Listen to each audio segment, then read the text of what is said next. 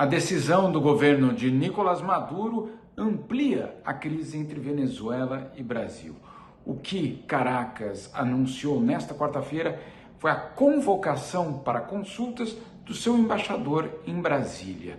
O que significa isso? Na prática, um ato de repúdio ao governo brasileiro. Na praxe diplomática, quando um país convoca de volta para a capital o seu representante em outro país, significa que, claro, as relações não estão bem. Não se trata de uma ruptura ainda diplomática, não é isso que aconteceu, mas, claro, é um passo muito significativo nesta direção.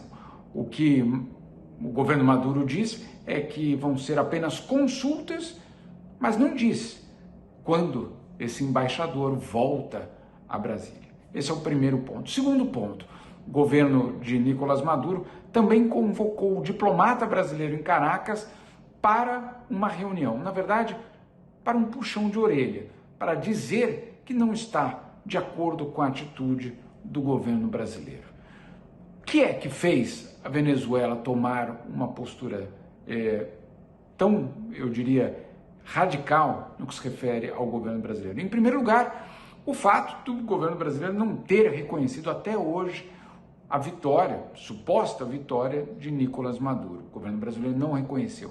Mas aí a situação ficou ainda mais crítica quando em Kazan, na cúpula do BRICS, o Brasil vetou a entrada do BRICS no grupo de amigos, grupo de parceiros do bloco. Não se trata da adesão completa da Venezuela ao BRICS. Não era isso. Era apenas a adesão da Venezuela a um grupo de parceiros, um grupo de 10 países.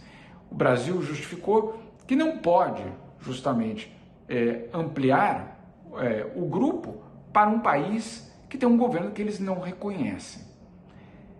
Mas essa atitude do Brasil deixou claro a Venezuela fora dessa parceria com o BRICS. No BRICS, todas as decisões são tomadas por consenso e o Brasil fez questão de manter esse veto. Isso deixou o governo de Nicolás Maduro extremamente irritado. E para completar, nos últimos dias, o embaixador Celso Amorim tem feito críticas muito claras à situação na Venezuela. E aí o comunicado do Ministério das Relações Exteriores da Venezuela foi justamente de atacar Celso Amorim, mas deixar muito claro que, claro, o motivo central é a recusa do Brasil em aceitar o país do bloco.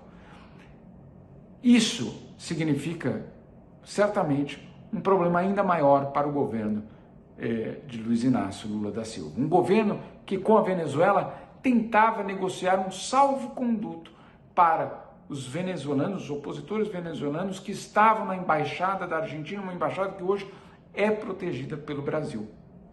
O governo brasileiro fez esse pedido aos venezuelanos que permitissem que esses opositores saíssem.